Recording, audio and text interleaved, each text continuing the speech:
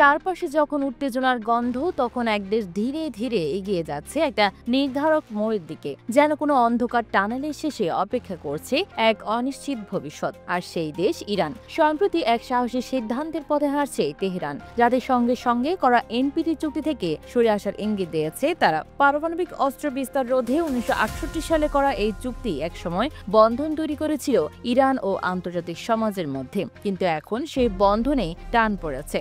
ইরানের কর্মকর্তারা পরিষ্কার জানিয়ে দিয়েছেন, ইউরোপীয় দেশগুলো যদি আবার নিষেধাজ্ঞা আরোপ করে তাহলে তারা আর চুক্তির অংশ থাকবেন না। এই হুঁশিয়ারির পেছনে আছে এক দীর্ঘ ক্ষোভ, নতুন করে চাপ, একতরফা শর্ত আর ভণ্ডামির অভিযোগ। চুক্তির আওতায় থাকলে ইরানকে ইউরেনিয়াম সমৃদ্ধকরণে সীমাবদ্ধ থাকতে হয়, কিন্তু তেহরানের ধারণা পশ্চিমারা এই চুক্তিকে অস্ত্র হিসেবে ব্যবহার করছে, বন্ধুত্বের রাস্তায় নয়। ইস্তাম্বুল এক গোপন বৈঠকে ফ্রান্স, জার্মানি ও যুক্তরাজ্যের সাথে বসেছিল ইরান। সেখানে ইরান জানিয়ে দেয়, যদি আবার নিষেধাজ্ঞা চাপানো হয় তাহলে তারা এনপিটির গণ্ডি ছাড়িয়ে যাবেন। তবে এই ঘোষণা মানেই যে পারমাণবিক অস্ত্র তৈরির দিকে ঝুঁকবে ইরান, এমনটা নয়। উপপররাষ্ট্রমন্ত্রী মাজিদ তখত রাবচি পরিষ্কার করেছেন, তাদের লক্ষ্য আত্মরক্ষা, আধিপত্য নয়। কিন্তু পশ্চিমারা চুপ নেই। ফ্রান্স আগেই জানিয়ে দিয়েছে, আগস্টের মধ্যে যদি যুক্তরাষ্ট্রের সাথে সমঝোতা না হয় তাহলে নতুন নিষেধাজ্ঞা আসবে। ইরান মনে করে এর কোনো আইনি ভিত্তি নেই। পররাষ্ট্র মন্ত্রণালয়ের মুখপাত্র ইসমাইল বাগাই বলেন,